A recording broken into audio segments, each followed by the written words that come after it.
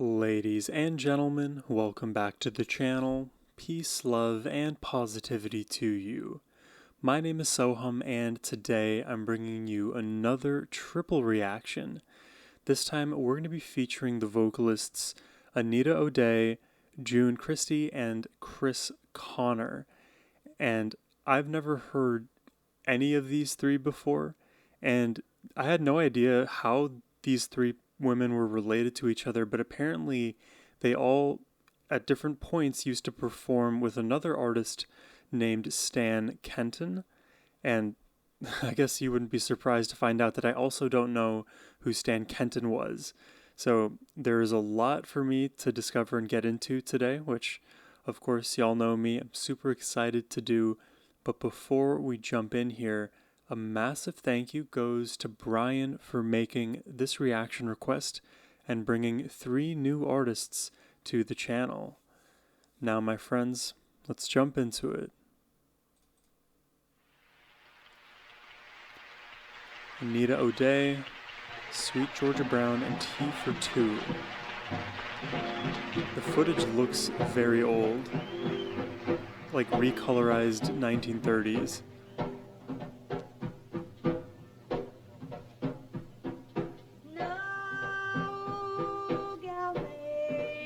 Look at how old those cameras are.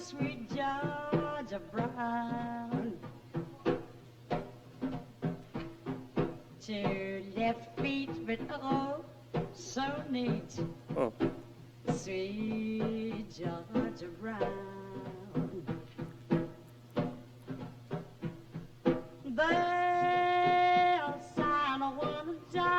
This is like a folk song. I'll tell you why. You know I don't lie. It's weird because the drums give folk, but the vocals give jazz. Georgia Brown, I'll tell you why. You know I don't lie much.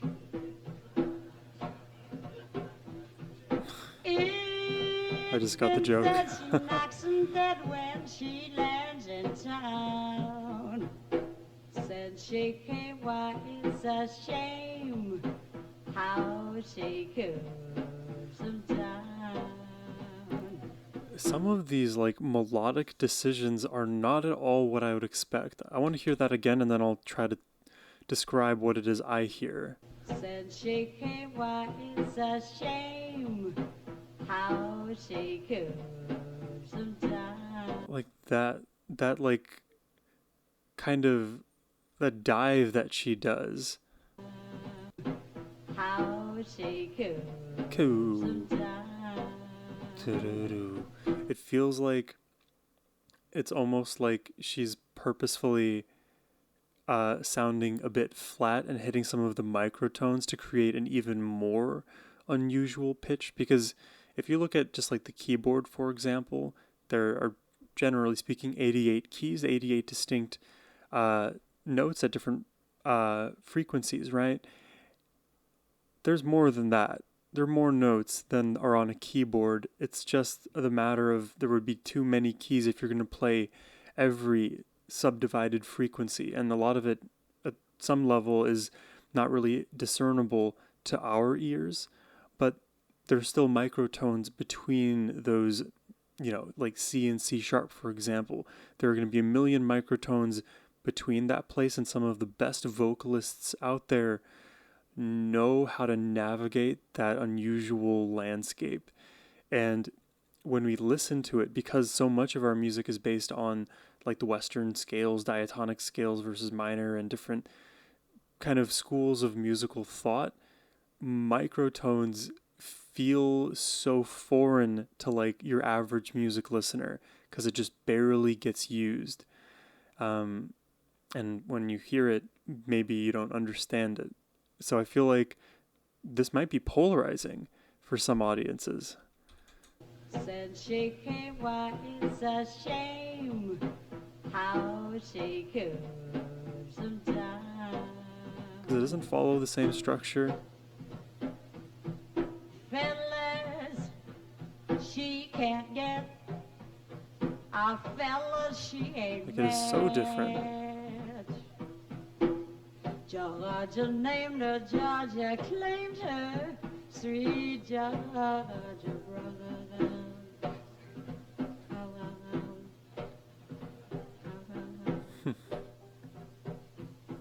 No, got fade, got shade on. What? Sweet Georgia brother. Two left feet. The swing has swung. Georgia Brown. Dude, and she's so careful with those notes. With the vocal fry, the dynamics with each phrase, the staccato, the legato. You know I don't like. God, that is so impressive. Not much. It's been said she knocks 'em dead. This is more what I was expecting to hear at the beginning. Because the way I heard her voice, it was like more fitting for this. How she cools 'em down. She can get She's getting into it. This girl has never met. Georgia named her. Georgia claimed her.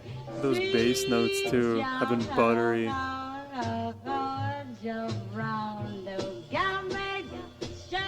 I don't think I'm properly expressing just how different this is for me. There's so much, there's such a nostalgic, classic feel to what I'm hearing here, but it's also elevated from the version of that style I used to know.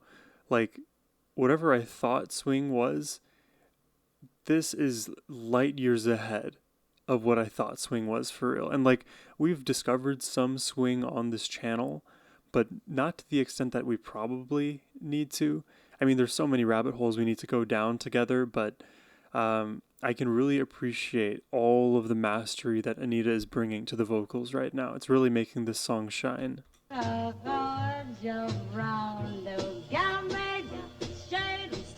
She's versatile too. The switch up in rhythm, she has no problem fitting that energy.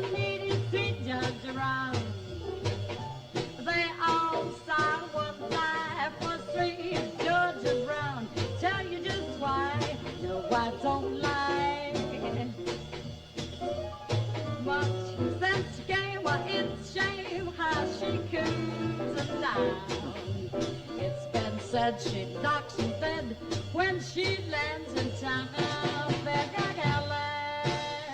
Oh, the halftime. That's awesome.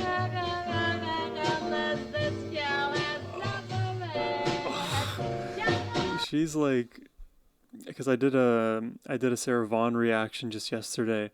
She reminds me of Sarah Vaughan, the way that she will find all of these crazy microtones and half steps that you wouldn't expect to take on the way down to a pitch. It is so, like, I don't know, if sultry could be a vocal technique, it would be this. When she lands in town, she can't get out. That goes hard as hell.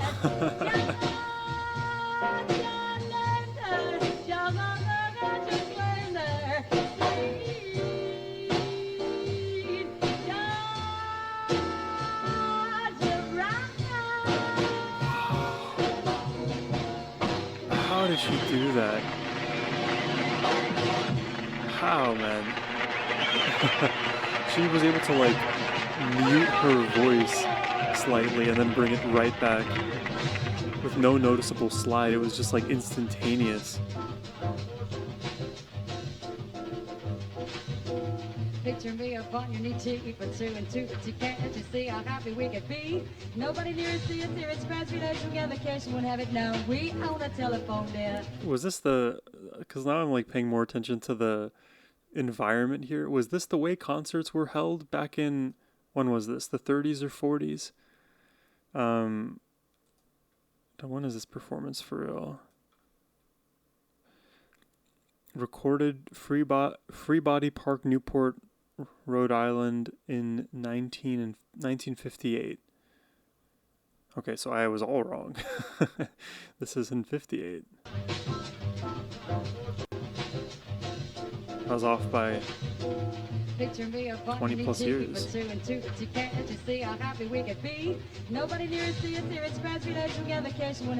Wow, she's like rapping. Reminded me a bit of Judy Garland. Whoa.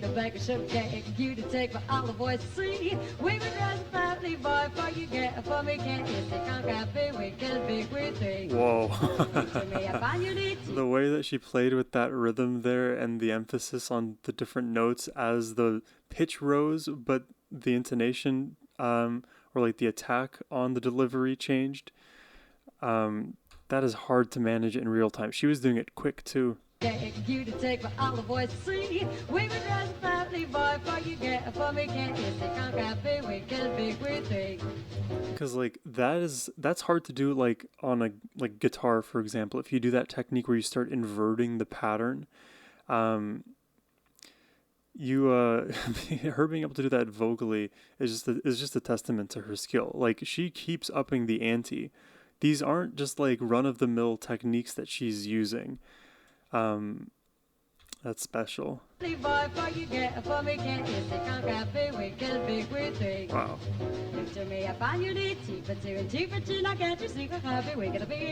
Wow, that's so much agility.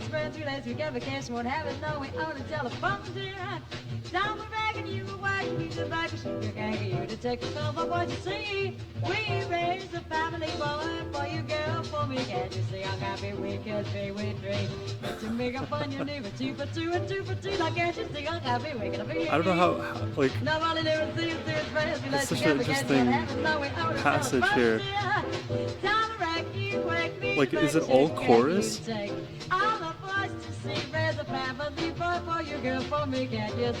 feels more like a shuffle.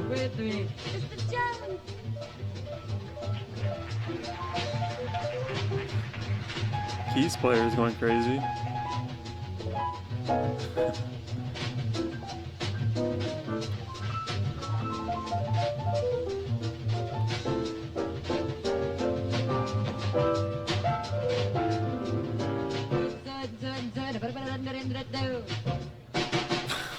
What?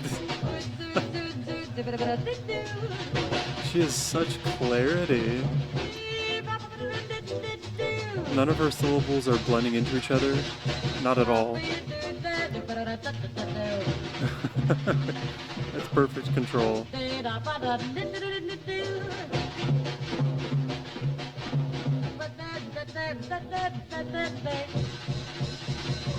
What did she do there? That was like her playing with the length of each of those notes to create this like offbeat feel with the fast shuffle. Hold on.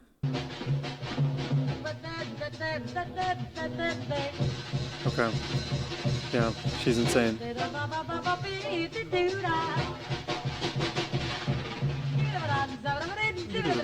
Wow. Very fast. Arpeggios.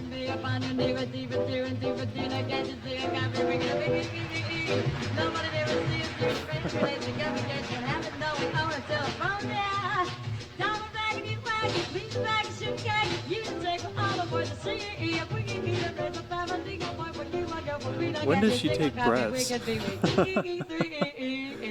Does she do that whole thing?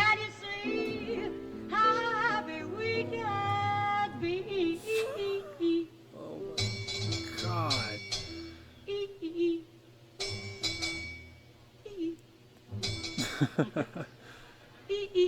The humor in this.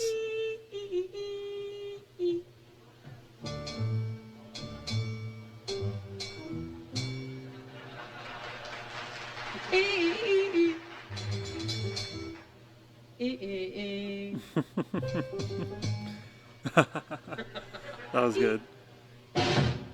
We eat three.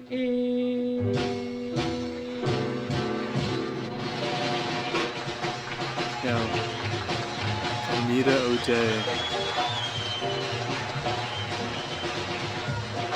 Anita O'Day. I really like that. And I'm just extremely impressed by what she was able to do across both of those tracks. They both definitely had different flavors, and I think by the time we got to T for Two, she was almost just like showcasing all of the things that she has up her sleeve. Um, Granted, she is sleeveless here, so she's just putting it all out on full display. All of that ability, I don't know how old she was in this performance. I think if I remember on her bio, she was born in 1918, which, if this is 58, she's 40 here. Okay. Her voice, like, it shows so much finesse and maturity. I wonder how many thousands and thousands of hours she has spent perfecting her voice and all of these techniques, because she is so good at quickly transitioning between them. Again, with perfect clarity, the speed that she wants to do it with, the agility to maneuver across all of those unique landscapes within her voice, and, not show any signs of like exhaustion. Because if you ever tried to practice something like this, you will notice very quickly that your voice just gets tired. Like, even for me, after a day of like filming reactions, eventually my voice will tire. And with singing, it actually happens a lot faster. I remember reading something about how vocalists they practice, because even if they want to put in 6-8 hours a day perfecting their craft, they actually have to rest the majority of that time. So they may spend a maximum of like 3 hours every day singing, the rest of the time letting it rest and relax. But yeah, I'm getting too lost in the weeds here. Anita O'Day is something special.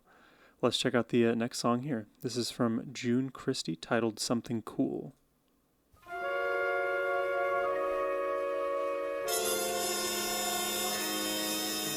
Something cool. I'd June like Christie to followed order Anita O'Day cool. in the Stan Kenton chronology. It's so warm here in town, and the heat gets me down. Yes, I'd like something cool. Wow. My You have her voice that's super like bellowy and like round and potent, just right in the middle. Then you have these extremely bright brasses in the right. This, like, I think it's an upright bass creating these like wobbles below, or I think panned left. gets me down. Yes, I'd like something cool.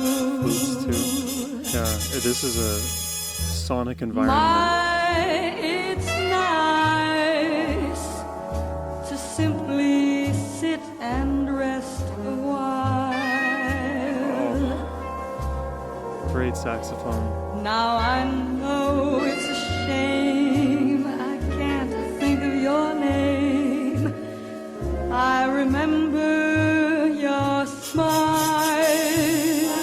This one's getting to me emotionally. I like this a lot. don't ordinarily drink with strangers. I most usually drink alone. But you were so awfully nice to ask me, and I... Dude, her voice is so smooth. It is so smooth, and against all of this melodic backdrop, this whole energy just feels so warming, as if I'm like cradled very gently, just moved from side to side. I love like that noir, musky, smoky vibe. Like you're kind of in the 30s. Is that when the gangsters happened? I'm not doing this decades thing anymore. I'm just gonna listen. But you were so awfully nice to ask me, and I'm so terribly far from Lots of home. chromatic melodies. Da-da-da-da. Like my dress, I must admit that it's very, very old. Dude, this song is like a painting. I don't know. But it's simple. The background, the and neat, foreground, it's all distinct. just right for the heat. It's perfectly Save my complementary. furs for the cold. A cigarette? Well, I don't smoke them as a rule. Dude, this song is something cool. But I'll have one. It would be fun with something cool.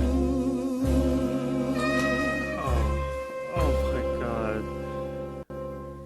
I'll bet you couldn't imagine that I one time had a house with so many rooms. I love these chords. Love this melody. It's just, this whole song is I'll delivered. bet you couldn't imagine I had 15 different beaux who would beg and beg to take me to the ball.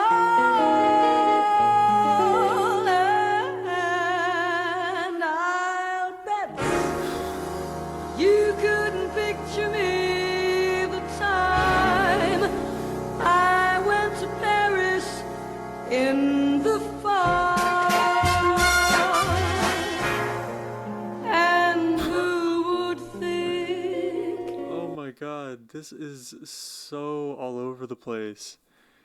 The quickness between these transitions, like the moment I settle into a feel is the moment that I got too comfortable and I need to be ripped into a new emotional reality. And truly, the way this is all mixed and panned, it makes this experience feel like I'm dead center in this environment, spinning like a panorama, and just witnessing the scenes unfold in this time and place that, I'm envisioning. It is such like a sonic experience just hearing it, but I'm also able to like visualize the environment. But every single note that comes from June's mouth, God, they are so tasty. Like, she doesn't leave anything on the table. She just puts it all out there. And even you could say the same thing about the instrumentation here. It's too good. And who would think the man I loved was quite so handsome, quite so tall. I never can predict what she's gonna do. Well, it's through. It's just a memory I have. That gave me chills. One I almost forgot, 'cause the weather's so hot and I'm feeling so bad about a date. The vocal cry. I'm such a fool.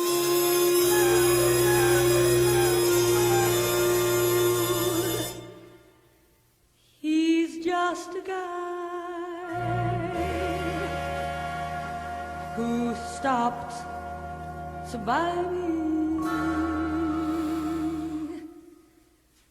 something cool.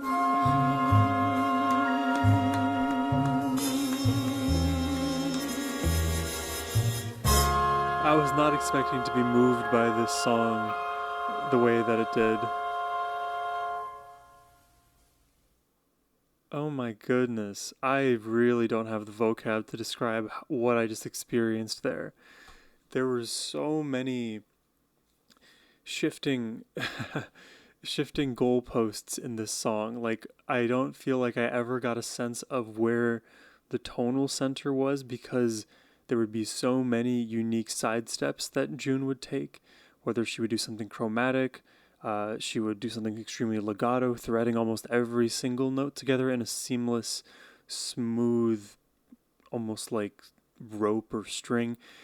There's so much elasticity and warmth to her voice. Like the same thing I said about Anita, there's a lot of flexibility and she can really craft a powerful song. But I got more emotion from this performance from June than what I heard in the songs from Anita O'Day. And those songs, they're taking a different, they're talking about something substantially very different in those tracks. So naturally, they're going to have a bit of a different emotional requirement. But for me, with my bias being clear, I love the darker, brooding, uncertain emotion that this song Something Cool conveys, which is funny because the actual visual of the album cover here, it feels like the most uppity, like joyous song is on your record player and you're just about to, you know, go to the beach or something. But this song was fitting for like Al Capone, late night, seedy environment, darkly lit, dimly lit, like rats everywhere, like Tommy guns, the whole, setting. Um, I think this is my favorite of the I guess of the three songs we've heard so far. And you'll note too in this track we had other instruments really add to the composition. Not only was it June's voice that brought so much of the intrigue, but the other instruments too, the way that they kind of came in and out, swelling, crescendoing, decrescendoing, punching in and out. We had the saxophone, we had the brass, we had electric guitar too. That is another well-stated bias of mine. 10 out of 10. Let's check out the last track here. This is Somebody Loves Me.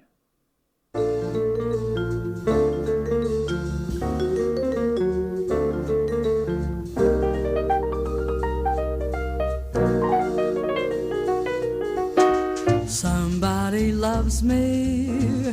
I wonder who he can be. Somebody loves Her voice is me. rich. I wish I knew who he can be. Worries me. For every boy who passes by, I shout, hey, Those slides. you were meant to be my loving baby. Somebody loves me.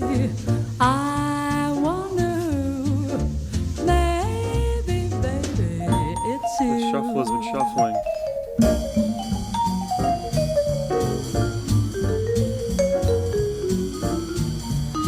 The xylophone player deserves a raise. I believe it's xylophone.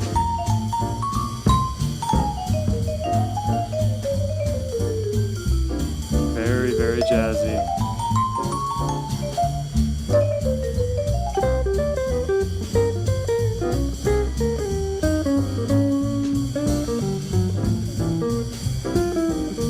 Yeah, it feels like I'm literally in a Chicago jazz club.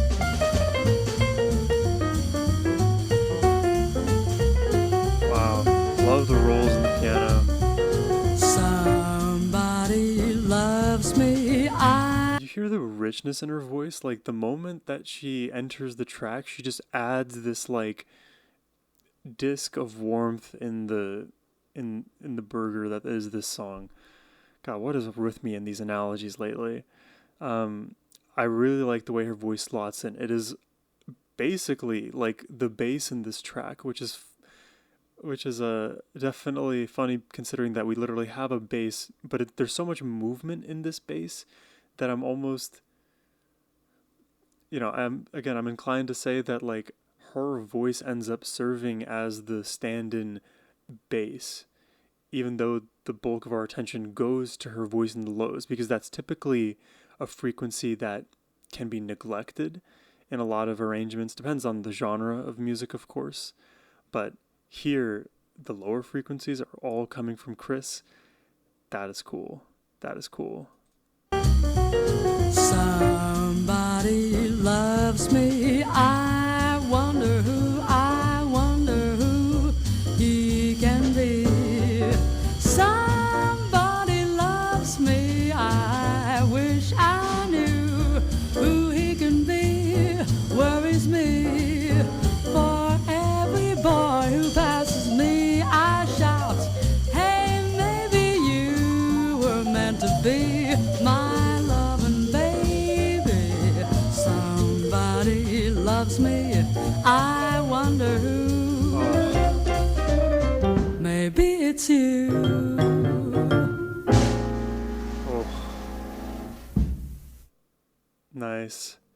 Dude, her voice is awesome too. It's like a warm haze. I think Brian, you described it as smoky, or I think you also said something else about like a dry martini or something. Yeah, really impressive voices. I like how they each kind of emphasize different parts of their voice because, they have different timbres already and they lean into different techniques and styles. So they are all distinct from one another.